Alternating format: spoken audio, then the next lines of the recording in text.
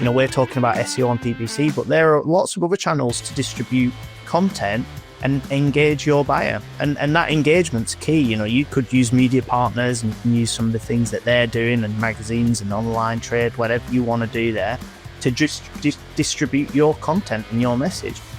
Always lead with value and just, if there's something unique that you can get out there, do it.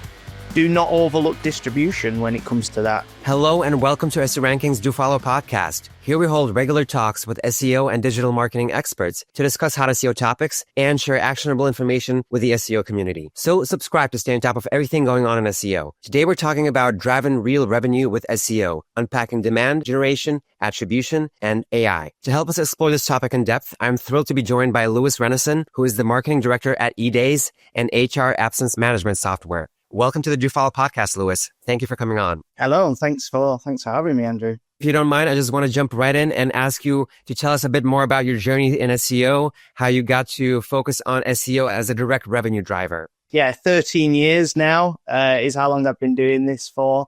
My sort of journey began with university and then, working for small business as a marketing executive. And through that, I've sort of worked my way up into marketing director position. Mainly work with B2B companies. I'm very tech, digital focused. A lot of the businesses I've worked with are in the SaaS landscape. And SEO has always been a love-hate relationship. It's always been really important to every business that I've worked in. It's always been key to driving revenue. And so I've always been heavily involved in it and very interested in it.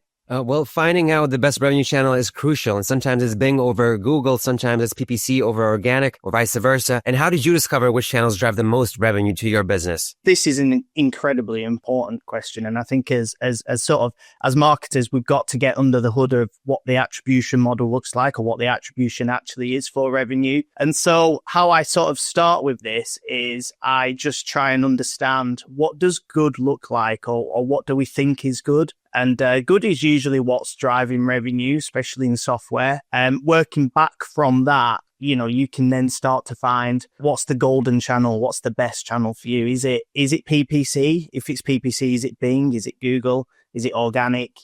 Where are good leads coming from that actually convert and drive revenue? And that's always been my starting position for most businesses. It's actually looking at this from a top down. Where's the revenue? And then what follows from that? Where did that actually come from? And that means that your attribution needs to be really, really strong. You got to understand where the leads are coming from and do that analysis. And that's the first piece of work, I think, as a marketer. Yeah, I realize that big companies have a lot of budget, but with regard to small teams and a small team environment, we have to prioritize high intent keywords, and they can oftentimes make a huge difference. Can you walk us through the process of why you focus on a handful of commercial keywords and how they impact your overall SEO strategy? Is that even the case for you, or do you mix and match? You have different strategies for targeting those big words, but is the main driving force behind your success targeting these commercial keywords? Right now it is, absolutely. And that's really because I guess we benefit,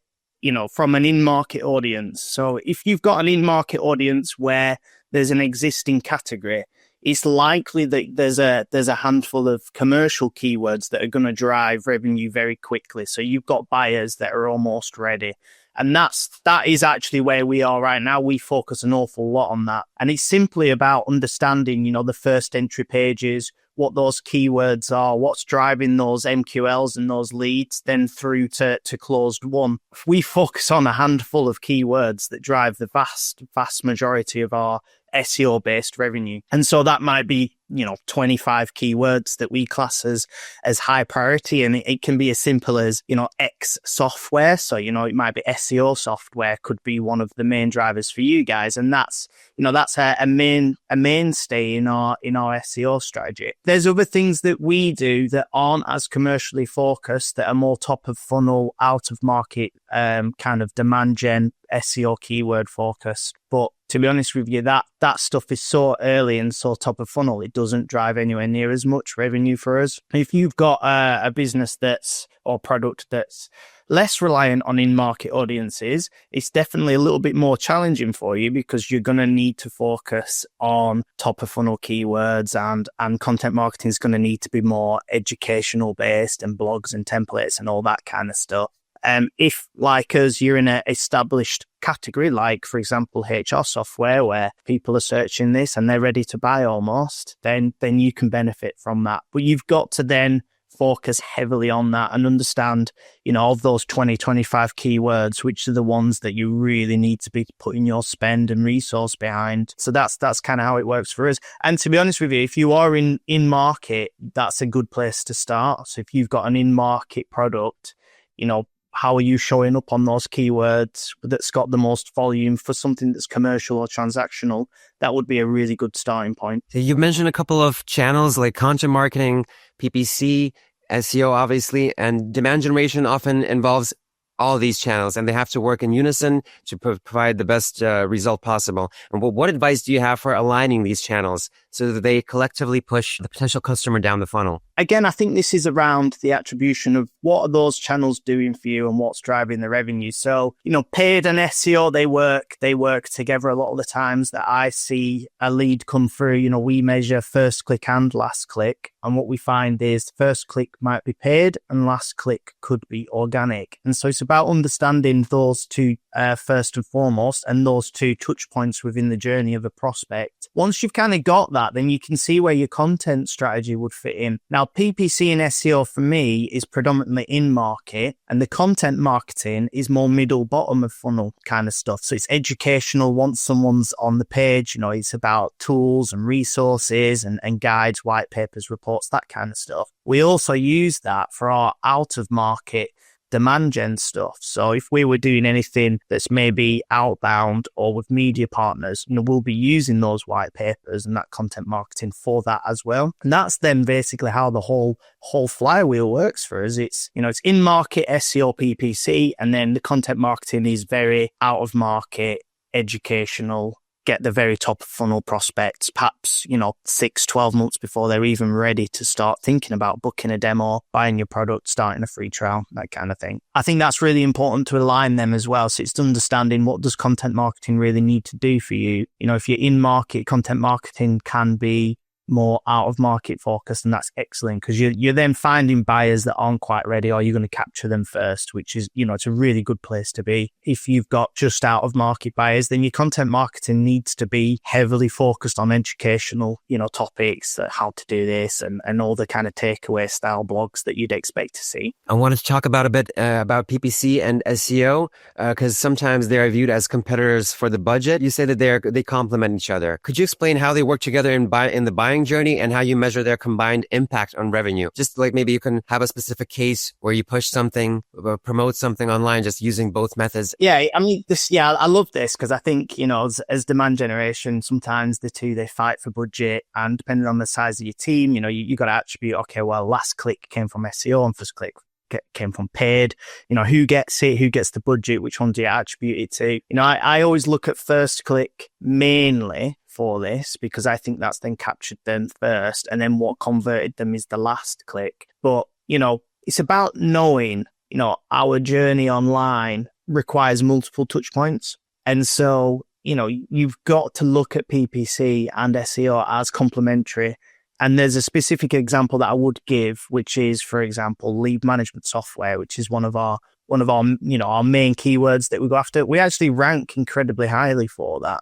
But then we also go after the paid as well. And the reason why we also then go after the paid, even though we might arguably be ranking number one most of the time, is because there is still an element of people that are looking on either the mobile phones or the desktops very quickly, and they're still just clicking the top ads. And they want an easy solution right then and there when they're feeling that pain. There's still an element of people that are clicking the paid without even realizing that it's paid, to be honest. Especially with Bing, because Bing's quite good at hiding the fact that it's a paid ad. Now, that means that we've captured them, and that's excellent. And we probably wouldn't have captured them with our number one organic position. And so that's important to understand.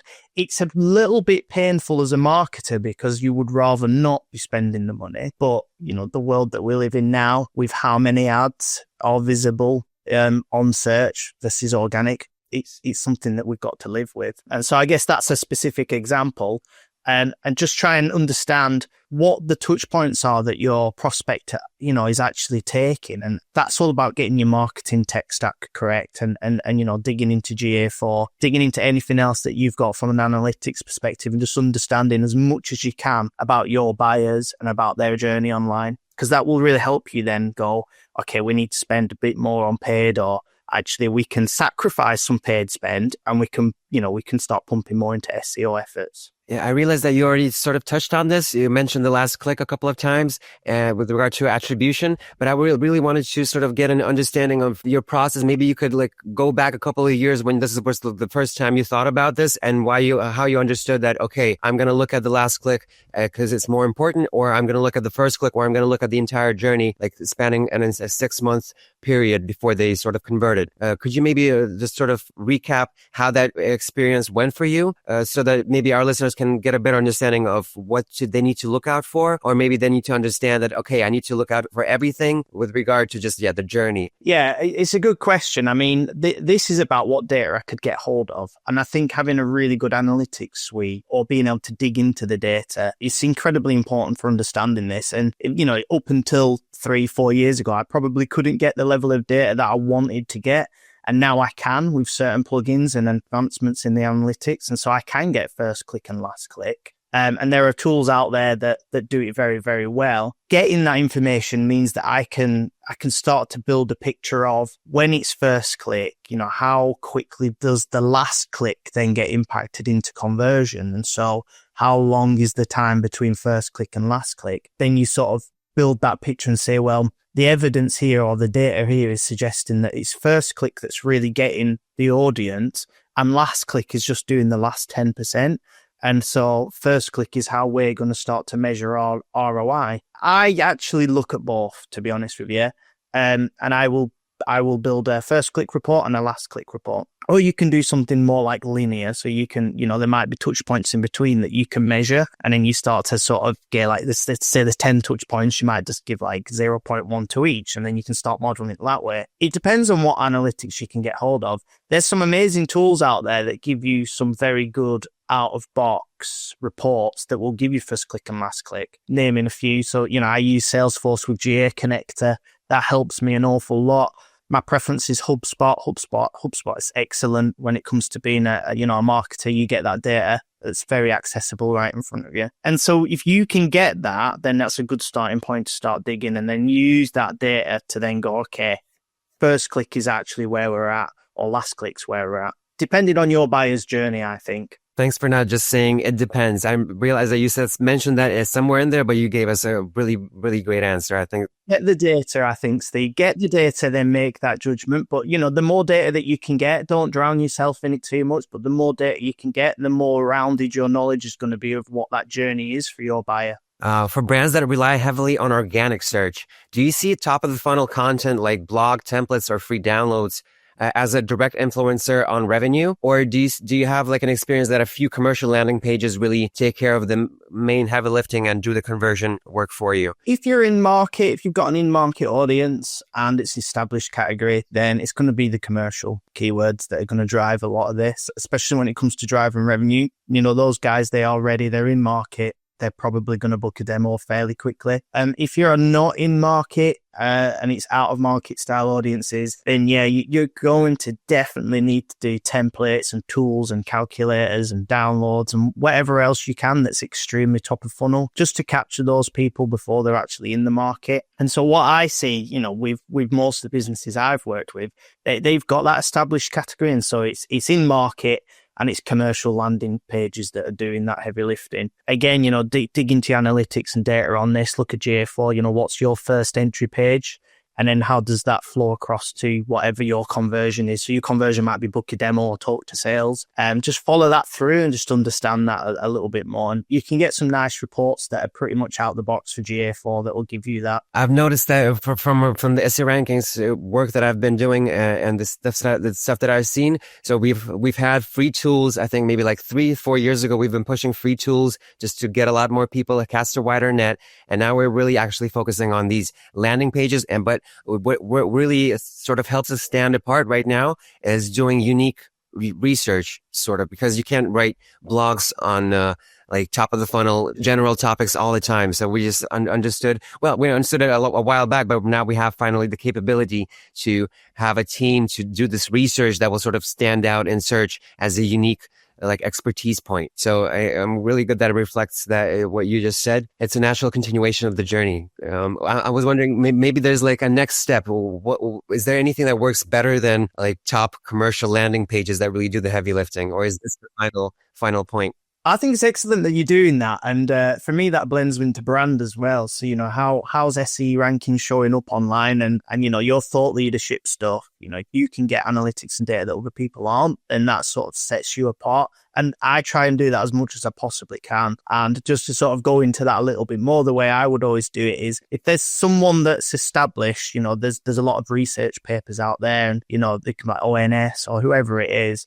If they say something and you've got some data that either complements that or counters that, then it's really good for you to push that out there at the same time. And we've done that a few times and we get a lot of top of funnel traffic activity from that. And I always put that in the category of the brand and the thought leadership and how's our company showing up online.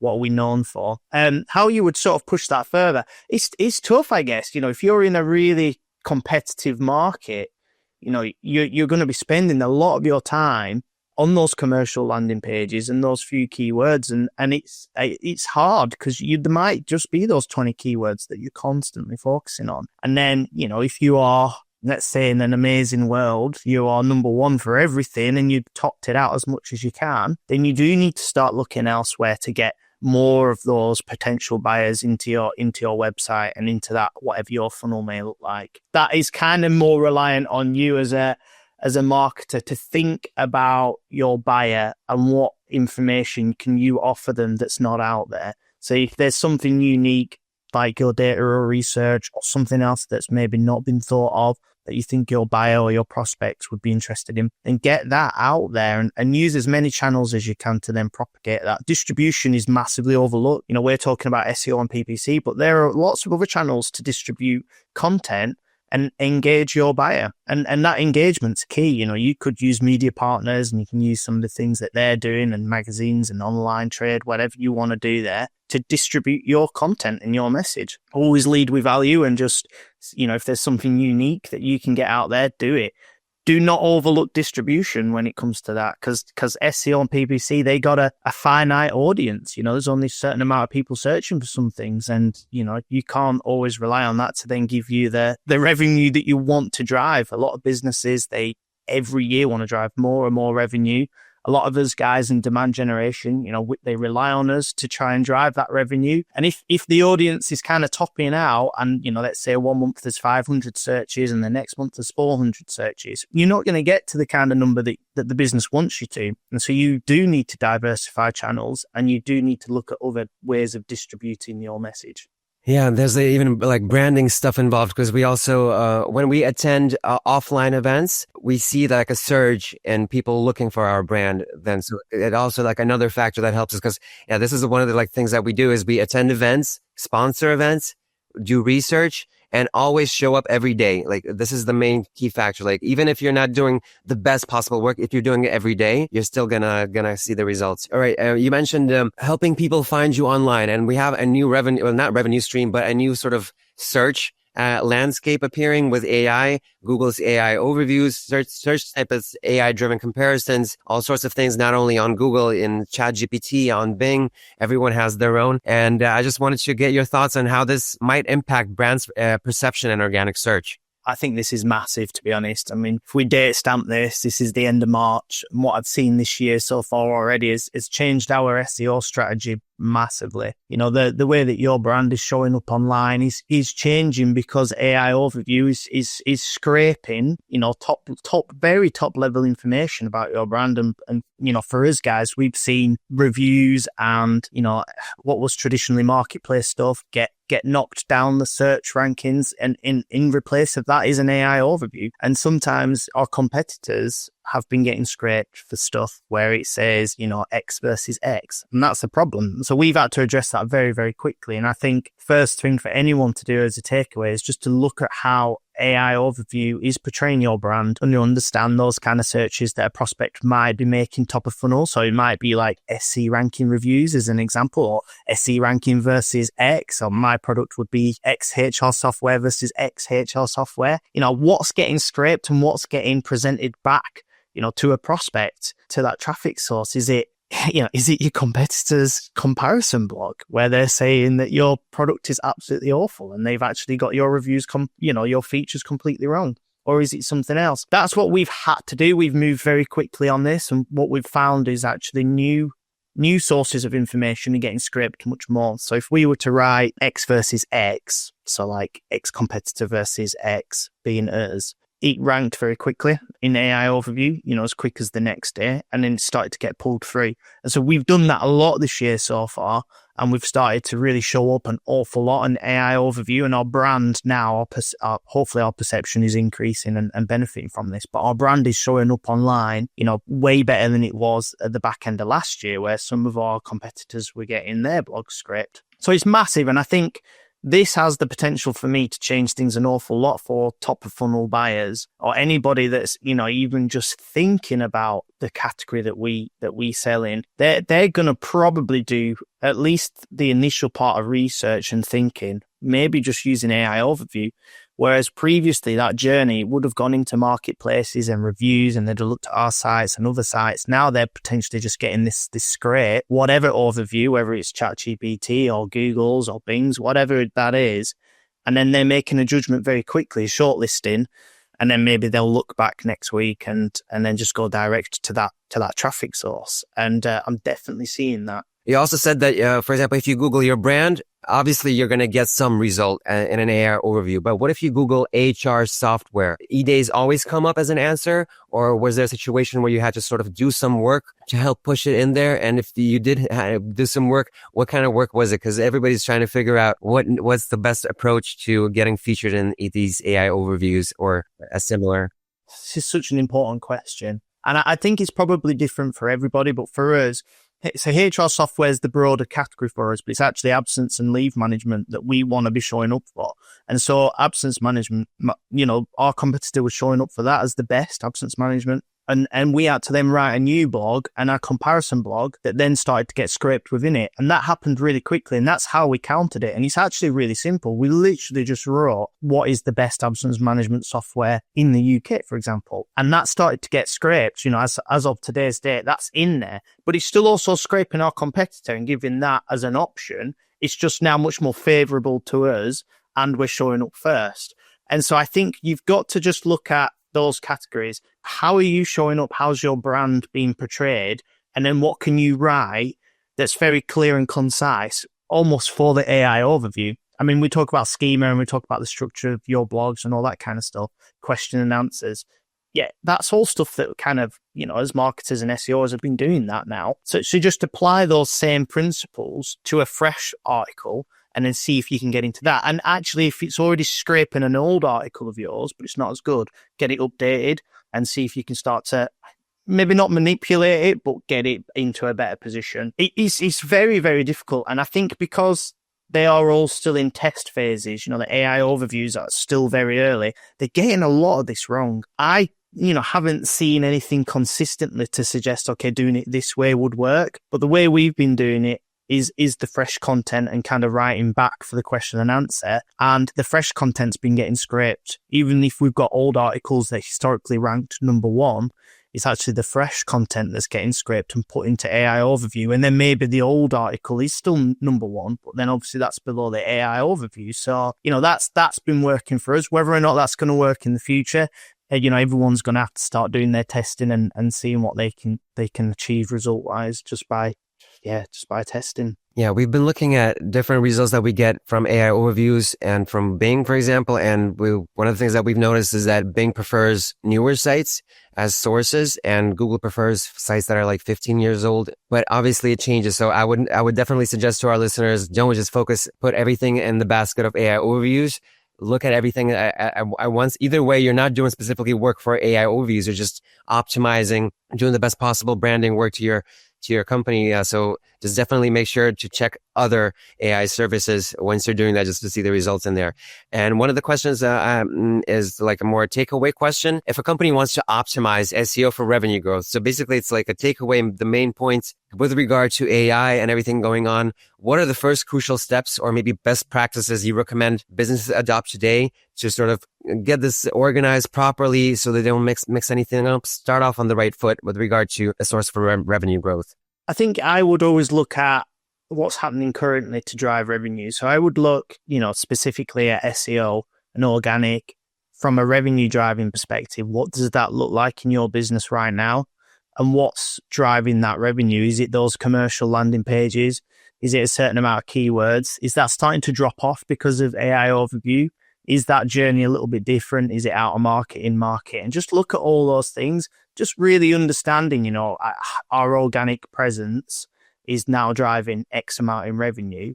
Where's that really coming from? But, the most important thing for me here is how's your brand showing up online? So if you do, for example, have, AI overview starting to creep into some of that top of funnel activity, what's it saying about your brand? What reviews are being pulled through into that? What's the overview saying about your comparisons, and are you best for X? Are you best for Y? Understand that as much as you can. And it might not even be, your SEO that's showing up here. This might be a marketplace, or it might be a review site. It could be other things. And that's even more challenging naturally, because you've got to work even harder to try and influence that.